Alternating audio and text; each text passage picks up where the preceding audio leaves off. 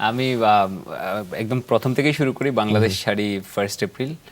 আর যেখান থেকে ট্র্যাকটা শুরু হয়, যে জায়গাটা লুকলা বলে একটা জায়গা, সেখানটায় পৌঁছাই 4 এপ্রিল। তো ইন বিটুইন এই 2-3 দিন আমার সময় লেগেছে কাঠমান্ডুতে পারমিট, আমার অভিযানের সরঞ্জাম, রসদ এসব জোগাড় করতে। মেডিকেল ফিটনেস লাগে কোনো? হ্যাঁ, মেডিকেল ফিটনেসের একটা কাগজ প্রয়োজন পড়ে ওখানটায় দিতে হয়। আর 4 এপ্রিল ওই জায়গায় এটার জন্য কেমন অর্থ ব্যয় হয়েছিল আপনার? এই অভিযানে 45 লাখ টাকা ব্যয়। 35 লাখ টাকার মতো ব্যয় হয়েছে। জি বলুন।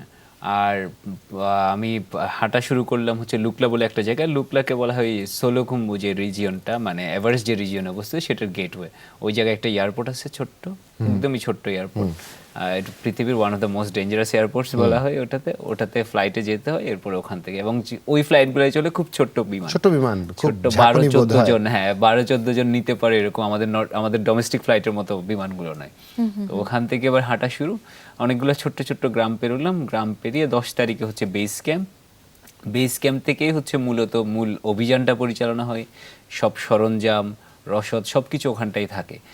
আর বাই দিস টাইম যেটা হয়, বেস ক্যাম্প থেকে এভারেস্ট এবং লোৎসে ক্লাইম্বের মধ্যে সবচেয়ে কঠিন অংশটুকু হচ্ছে বলা হয় খুম্বু আইসফল, একটা বরফের প্রপাত, যেটার মধ্যে নানান কিসিমের বরফের ভাস্কর্য আছে, প্রচুর বরফের ফাটল আছে। তো বাই দিস টাইম বছরের প্রত্যেকটা সময় এইটা রুটটা ওপেন হয়ে যায়। এই বছর যেহেতু একটু তুষারপাত কম হয়েছে, এই রুটটা ওপেন হয়নি। তো আমি সময়টাকে এবার ইউটিলাইজ করার জন্য আমি নিচে নেমে গেলাম আরেকটা লবুচে বলে একটা গ্রামে, সেখানে আরেকটা 6000 মিটার বা 20,000 ফিট একটা উচ্চতার পর্বত ক্লাইম্ব করে আসলাম। যাতে 20,000 ফিট একটু নেমে গেলাম, নেমে যে 20,000 ফিট আমি ক্লাইম্ব করে ফেলা। হ্যাঁ বলুন বাবুর আলী, শুনছি। পরে আবার বেস ক্যাম্পে ফেরত আসা। এবার লোকে অনেকে জানতে চায় কেন এটা 2 মাসের অভিযান। একটা পর্বতে উঠতে তো আসলে 2 মাস, বা দুটো পর্বতে উঠতে 2 মাস তো লাগে না। 2 মাস, এটা একটা কারণ আছে। এই সরাসরি আসলে এভারেস্ট বা এই ধরনের 8000 মিটার পর্বতে ওঠা যায় না। অ্যাক্লামাটাইজেশন বলে একটা প্রসেস আছে। আমি সহজ করে বলি, এটা হচ্ছে অতি উচ্চতার সাথে, হ্যাঁ শরীরকে অতি উচ্চতার সাথে এবং নিম্ন তাপমাত্রা দুটোর সাথে খাপ খাইয়ে নেয়। তো এইটা করতে হয়। বেস ক্যাম্প থেকে ক্যাম্প 1 যেতে হয়, আবার ফিরতে হয় বেস ক্যাম্পে, আবার ক্যাম্প 1 ক্যাম্প 2 আবার ফিরতে হয়। ফাইনালি আপনি ক্যাম্প 3 বা ক্যাম্প 3 নিচ অব্দি যাবেন, আবার বেস ক্যাম্পে ফিরবেন। এই পুরো প্রসেসটা করার পরে আপনি ফাইনালি হচ্ছে সামিট পুশের জন্য প্রস্তুত, আপনার শরীর উচ্চতার সাথে খাপ খাইয়ে নিল। তো এই প্রসেসটা করলাম আমি বাকি সময়টুকু থেকে 10 এপ্রিল থেকে লবুচে ক্লাইম্ব করে আসার পর এই অ্যাক্লামাটাইজেশন প্রসেসের মধ্য দিয়ে গেলাম। আর ফাইনালি আমাকে একটা লম্বা সময় বেস ক্যাম্পে অপেক্ষা করতে হয়েছে। এটার কারণ ছিল যে পর্বতে পারফেক্ট ওয়েদার উইন্ডোটা আমি যেতে, আমি কোনো ধরনের ঝুঁকি নিতে চাচ্ছিলাম না, যাতে আমি ঠিকঠাক উইন্ডোতে ক্লাইম্ব করি। তো এভারেস্ট ইউজুয়ালি ক্লাইম্ব হয় মে মাসের 2nd থেকে 3rd উইকে। ওই সময় পর্বতের উপরে বাতাসটা খানিকটা কম থাকে, এমনিতে প্রচুর বাতাস থাকে। দর্শকদের বলতে চাই, হ্যাঁ পারফেক্ট উইন্ডোটা এই জন্যই খুঁজেছিলেন এবং খুঁজে নিশ্চিতভাবে গেছেন, কারণ আমাদের বাবুর আলী মেকশিওর করতে চেয়েছেন যেন তিনি পর্বতের সর্বোচ্চ চূড়ায় পৌঁছতে পারেন। এটাই ছিল তার প্রস্তুতির অপেক্ষা। মানে কতটা অ্যাডামেন্ট এন্ড ডেসপারেট হতে পারে একটা মানুষ, কতটা লক্ষ্যের কাছে পৌঁছে চূড়ো ছোঁয়ার নেশা থাকতে পারে মানুষের। হ্যাঁ ভাই বলেন। আচ্ছা, এরপরে আমি 15 তারিখ রাতে বেরোই আসলে ফাইনাল সামিট পুশের জন্য। এবং ইউজুয়ালি যেটা করে লোকে ক্যাম্প 1-এ থাকে, তো আমার একটু কনফিডেন্স ছিল যে সরাসরি ক্যাম্প 2-তে যাব, ওখান থেকে এরপরে ক্লাইম্ব করব। তো আমি ক্যাম্প 2-তে চলে যাই, আমার দলের অন্যরা ক্যাম্প 1 গেছিল। অ্যাড্রিনালিন রাশ বলে। হ্যাঁ বলেন, আমি শুনছি। না, আমার ওই কনফিডেন্সটুকু ছিল আর কি আসলে। তো এবং এরপরে ক্যাম্প 3-4 হয়ে হচ্ছে 19 মে আমার বাংলাদেশের পতাকা হাতে 11 বছর পরে হচ্ছে লাল সবুজের পতাকা হাতে দাঁড়ানোর সৌভাগ্য হয় পৃথিবীর সর্বোচ্চ স্থানে, এভারেস্টের চূড়া। এটা নেপাল স্থানের সময় সকাল 8:20। আর 19 মে ঠিক একদিন পরে আমার সুযোগ হয় পৃথিবীর 4র্থ সর্বোচ্চ চূড়া মাউন্ট লোৎসে। এটা 27,940 ফুট উচ্চতার মাউন্টেন। তো এই মাউন্টেনে আমাদের দেশ থেকে কখনো ক্লাইম্ব হয়নি। এটা একটা দারুণ অনুভূতি যে ওই জায়গায় উঠতে গিয়ে লোৎসেরটাই বলি। এভারেস্টের দিন হচ্ছে একটু সকালটা ভালো যায়নি, কারণ হচ্ছে চারপাশ থেকে মেঘ এসে ঢেকে দিয়ে দিয়েছিল, হোয়াইট আউট ছিল। লোৎসের দিন আমি খুব মানে এনজয় করছি। নাম্বার 1 বুদ্ধ পূর্ণিমা ছিল, চাঁদের আলোতে ক্লাইম্ব করছিলাম। এবং ভোরটা আমি লোৎসেতে পৌঁছাই সকাল 5:50 একদম সূর্যোদয়ের সময় একদম। এবং চারপাশ থেকে তিব্বত এত দেখতে সুন্দর লাগছিল। আমি যেহেতু নেপালের দিক থেকে ক্লাইম্ব করছিলাম, আচ্ছা, দিগন্ত জোড়া ঢেউ খেলানো পাহাড়ের সারি এটা। আর এমনিতে এভারেস্ট একদমই সুন্দর পর্বত নয়, এভারেস্টের চেয়ে অনেক অনেক সুন্দর পর্বত আছে। তো লোৎসে ক্লাইম্ব করার সময় আমি হচ্ছে এভারেস্টের প্রেমে পড়লাম, অথচ দুদিন আগে আমি এটা ক্লাইম্ব করেছি বা একদিন আগে আমি এটা ক্লাইম্ব করে এসেছি। কেমন? তখন আমার মনে হয়নি যে দেখতে দূর এভারেস্ট থেকে, দেখতে খুব একটা সুন্দর নয়, একটা কালো চূড়ার মতো একটা পাথুরে অংশ চূড়াটা মূলত, দেখতে ভাল লাগে না, দূর থেকেও দেখতে ভাল লাগে না। কিন্তু আমি যখন অন্য অ্যাঙ্গেল থেকে লোৎসে ক্লাইম্ব করতে গিয়ে এভারেস্টকে দেখলাম, এবার প্রথমবারের মতো আমার এভারেস্ট সুন্দর লাগলো বা দেখতে, এই এভারেস্টের প্রেমে পড়লাম আর কি। ডেড বডি দেখেছেন পড়ে আছে যা? কতগুলো ডেড বডি দেখা টোটাল তিনটা ডেড বডি দেখেছি। কত ফিট উপরে?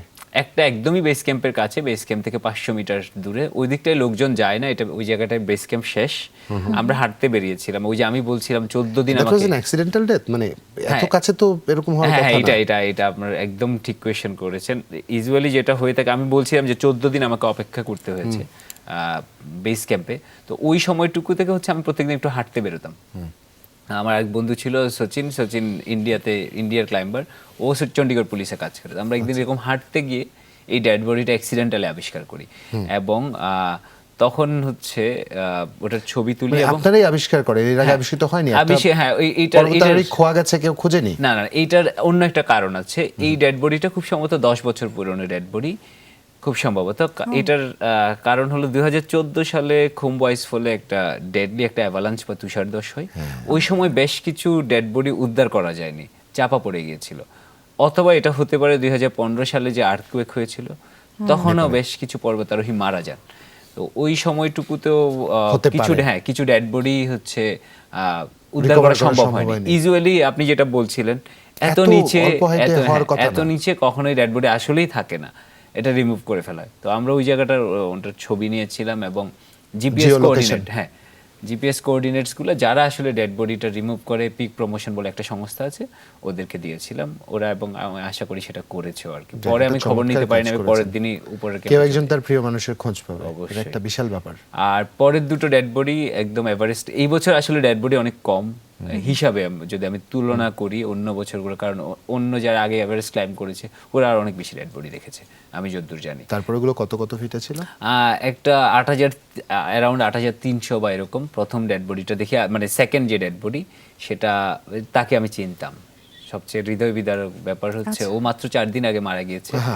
মঙ্গোলিয়ান ছিল, ওরা 2 মঙ্গোলিয়ান, একজনকে আমি দেখেছি, এবং ওকে ওটা খুবই হৃদয় বিদারক। আমার এই জন্যই বলবো, মাত্র 4 দিন আগে মারা গেছে, যাকে আমি চিনতাম, ওর ক্যাম্পে আমি অনেকবার গেছি, অনেক আড্ডা হয়েছে, খুবই মোটিভেটেড পারসন ছিল, শক্ত সামর্থ্য লোক ছিল। তো এরকম একটা মানুষের এরকম পরিণতি, এটা মানে এভারেস্ট পরীক্ষা নেয়, প্রতি মুহূর্ত পরীক্ষা নেয়, আপনার মানবিক সক্ষমতার পরীক্ষা নেয়, আপনার অতি মানবীয় আচরণের পরীক্ষা নেয়, এবং বাস্তবতার পরীক্ষা নেয়। বাবুরালী, শুভকামনা আপনার জন্য। আপনি যা করেছেন অনেক সাধারণ মানুষ তা করতে পারে না, এবং আপনি যা করেছেন অনেকে করে আসবার পরে দ্বিতীয়বার করবার মতো সাহস পায় না।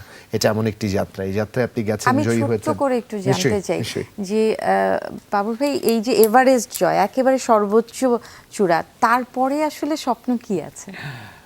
পৃথিবীতে আরো অনেকগুলা টেকনিক্যাল মাউন্টেন আছে পৃথিবীতে। আমি যদি বলি 14টা 8000 মিটারই পর্বত আছে, তো মাত্র তো 2টো হলো, আরো 12টা বাকি আছে, সবগুলোতে ওঠার একটা স্বপ্ন। হ্যাঁ, অথবা আরো অনেক টেকনিক্যাল মাউন্টেন্স আছে।